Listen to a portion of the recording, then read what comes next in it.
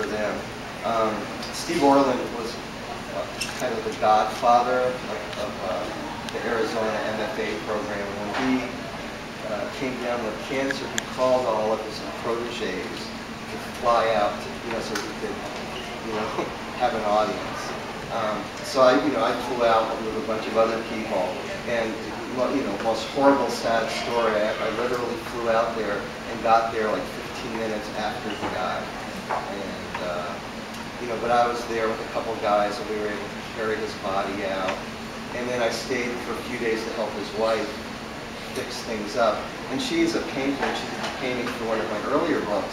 So I said to her, I said, Gail, I'd really love to use one of your paintings, for my new book. So we're walking around the studio, and I saw this old photograph of Steve that was probably circa 1971. It was like hidden behind some paintings. And I said, can I have that, because it would fit with my title and everything. And she said, sure, but it's not my photograph. It was done by this other woman, Karen Dodgood, who's like literally like 98 years old. So I drove over to her house with Gail, and we asked her about it, and she, of course, didn't remember anything about the photograph, didn't have the negative. And she said, yeah, you can use it, it's fine. So I was flying back the next day, so Gail says, I'll take the photograph and mail it to you. So she mailed it to my old address. And after 2 or 3 weeks, I never got the photograph, and called her and figured out she sent it to the wrong place.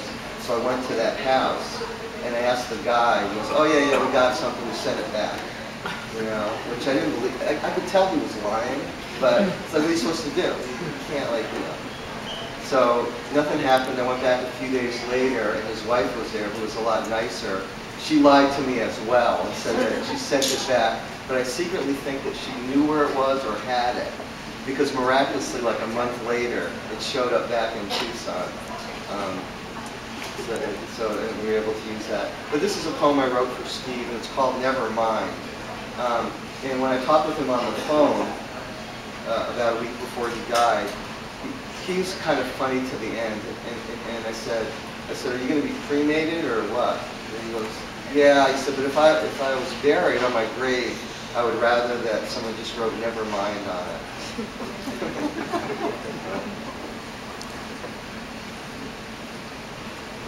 And then there's an epigraph from the in the poem that I actually wrote, because I thought they were good lines, but I had to jump them from the poem. I didn't have the heart to throw them out, so I made them into an epigraph. Steve Orland would pose an awkwardly intimate question about your life, as though your life mattered to him, and magically, your life began to matter to you. You drum-rolled into my dim-witted frontal lobe, a notion that swapping truth for a poem's emotion and musicality was A-OK. Now that the documentation of your life is notarized, birth and death certificate time-stamped, now that your most recent draft is abandoned, the primitive 60s swallow tattoo on your left forearm will transform into a hummingbird, a thumbnail size, so as not to be overstated, coexisting on the subtle side of art. The morning after your demise, I sat with your wife, stood actually, on your front porch, and we both admired how this not quite a bird, more an enormous insect, hovered around the sugar water in a cobalt blue bottle that dangled from a mesquite tree you planted. It is believed by some Native American cultures when a well-loved man dies, he hovers over his neighborhood, his personal haunts and hangouts for a couple of goof-off days, eavesdropping on what his pals are saying about him before the immense undertaking to integrate into the sweet elixir of everything. Undoubtedly, you relished the gossip and little reminiscences we told about you. Undoubtedly, you were concerned some secrets would leak out, though I swear to you mine would not, including the 3 a.m. episode in the parking lot of a now demolished Las Vegas casino with that half-black, half-Korean woman in the platinum wig, the slow dance under the singular street lamp in the world vacant without the benefit of music, I am not afraid of sentimentality.